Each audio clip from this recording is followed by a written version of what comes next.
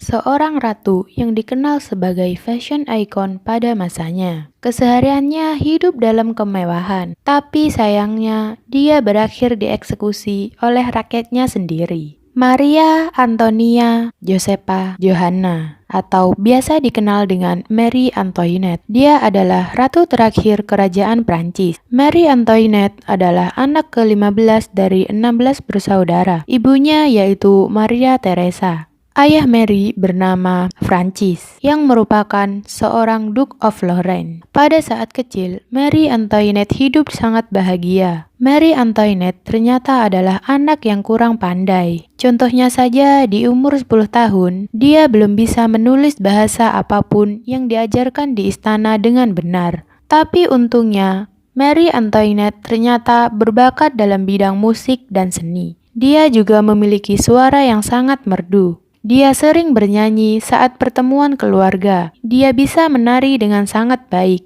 Bahkan, orang-orang di sekitarnya mendeskripsikan Mary sebagai gadis yang cantik dan manis. Mary yang adalah anak bungsu, tentu saja tidak ditetapkan untuk menikah dengan calon raja dari kerajaan besar oleh orang tuanya karena sudah ada kakak-kakak perempuannya. Tapi ternyata takdir berkata lain. Mary yang tidak masuk dalam daftar untuk menikahi calon raja malah berakhir dinikahi calon raja Prancis yang pada saat itu kerajaan tersebut sedang krisis. Pada usia 13 tahun, Mary akhirnya bertunangan dengan putra mahkota Prancis yang bernama Louis Auguste yang nantinya akan menjadi Raja Louis di Prancis. Maria Theresa yaitu ibu Mary Antoinette mulai mengajari Mary semua tentang fashion dan tata krama. Dia mendidik Mary untuk selalu tunduk dan patuh karena tugas Mary nanti di sana yaitu menjadi istri dan ratu yang penurut dan harus selalu tampil perfect. Akhirnya, Mary yang berumur 17 tahun resmi menikah dengan Pangeran Louis yang berumur 15 tahun. Setelah menikah, Mary tinggal di kediaman barunya di Prancis, yaitu Istana Versailles. Di istana ini, kehidupan benar-benar nggak ada privasinya, karena semuanya dilakukan dengan bantuan para pelayan. Bahkan ketika Mary mau memakai baju, butuh 5 orang lebih untuk memakaikan baju. Mereka bahkan nggak bisa makan dengan tenang, karena banyak orang-orang yang ikut masuk ruangan hanya untuk melihat mereka makan. Banyak orang yang gak suka sama Mary karena dia dari Austria yang merupakan musuh lamanya mereka. Keadaan ini membuat Mary sangat tertekan. Mary juga gak terlalu bisa bahasa Prancis, jadi dia gak punya teman. Pada usia 19 tahun, Marie Antoinette akhirnya resmi menjadi Ratu Prancis. Tapi sayangnya dia nggak dipeduliin sama suaminya. Hubungan Mary dan Louis cukup renggang karena sikap Louis yang cukup pendiam. Dan itu sangat bertolak belakang dengan Mary. Setelah menikah 7 tahun, mereka belum mempunyai keturunan. Karena Louis dan Mary memang tidak menginginkan keturunan. Ketika orang istana bertanya, kenapa sang Raja Louis belum punya anak? Louis menjawab bahwa bagi dia, seks itu terlalu menyakitkan untuk dilakukan. Jadi, dia nggak mau ngelakuinnya. Bahkan, para dokter sampai dipanggil ke istana untuk mengecek dan ternyata semuanya baik-baik saja. Kemudian, banyak rumor memalukan tersebar ke seluruh Eropa, yaitu Louis itu lemah dan ada yang salah sama fisiknya. Masalah ini sampai ke telinga kakaknya Marie Antoinette, yaitu Joseph II. Dia pun datang ke Perancis untuk menasehati Raja Louis. Dan gak lama setelah Joseph datang, Marie Antoinette langsung hamil. Dan sampai akhirnya mereka berdua punya banyak anak. Mary sangat suka berdandan, memakai perhiasan, dan menata rambutnya. Gaun-gaun Mary yang elegan sangat populer di kalangan bangsawan. Orang-orang juga mulai mengikuti apapun yang dipakai Mary. Bukan hanya pakaiannya saja yang populer, bahkan gaya rambut Mary yang sangat tinggi dan besar juga ikut populer. Tatanan rambut Marie Antoinette yang paling terkenal adalah rambut yang di atasnya ditaruh miniatur kapal. Tatanan ini dia gunakan saat kemenangan kapal laut Perancis, dan ini membutuhkan banyak biaya dan waktu untuk menatanya. Mary menghabiskan banyak biaya untuk riasannya, memakai uang kerajaan hasil pajak. Bahkan karena kehidupannya yang kelewat mewah, Mary sampai dijuluki sebagai Madam Defisit. Kemewahan di dalam istana Versailles sangat berbanding terbalik dengan luarnya. Karena saat itu, Prancis punya hutang yang besar untuk biaya perang. Jumlah petani dan buruh di Prancis juga sangat tinggi, yaitu 90% dari populasi Prancis.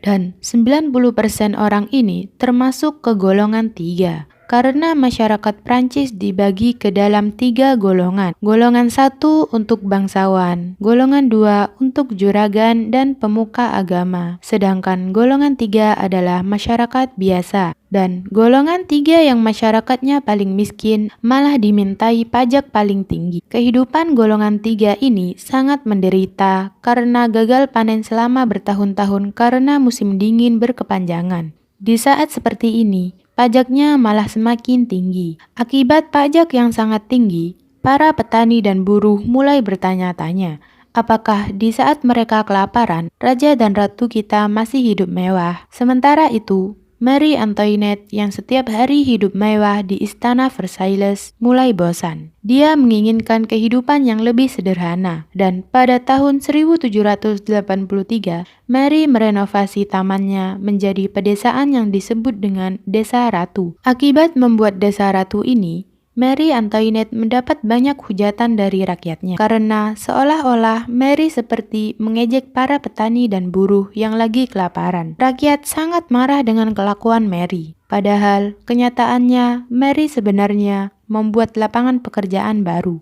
Rakyat yang sudah terlanjur salah paham berpikir negatif dengan apapun yang dilakukan Marie. Puncak kemarahan rakyat adalah karena kasus kalung berlian yang disebut sebagai Affair of the Diamond Necklace. Kalung tersebut adalah kalung berlian mewah yang berhiaskan 647 berlian murni dan saat itu disebut sebagai perhiasan termahal di Prancis. Pada saat itu, Marie ditawarkan untuk membeli kalung tersebut. Tapi Marie menolak tawaran tersebut karena saat itu kerajaan lebih membutuhkan kapal daripada sebuah kalung. Masalah dimulai ketika seorang penipu memasukkan tanda tangan Marie Antoinette. Jadi seolah-olah Marie lah yang membeli kalung tersebut, padahal itu adalah ulah penipu tersebut. Kemudian, kalung tersebut dibawa kabur oleh penipu. Tapi, banyak rumor beredar bahwa Marie telah membeli kalung tersebut, tapi tidak mau bayar. Akibat rumor ini, nama baik Marie pun menjadi buruk. Kemudian, pada tanggal 14 Juli 1789, terjadi kekacauan di Prancis. Rakyat yang sudah menahan amarah mereka selama bertahun-tahun meluapkannya dengan cara membakar dan merusak seluruh kota. Mereka menguasai tempat senjata Paris. Banyak bangsawan mulai melarikan diri dari istana Versailles. Tapi Raja Louis tidak ikut melarikan diri karena dia masih percaya bahwa rakyatnya masih mencintai anggota keluarga kerajaan dan dia beranggapan bahwa ini cuma kemarahan sesaat yang bisa mereda kapan saja. Pada tanggal 8 Oktober 1789,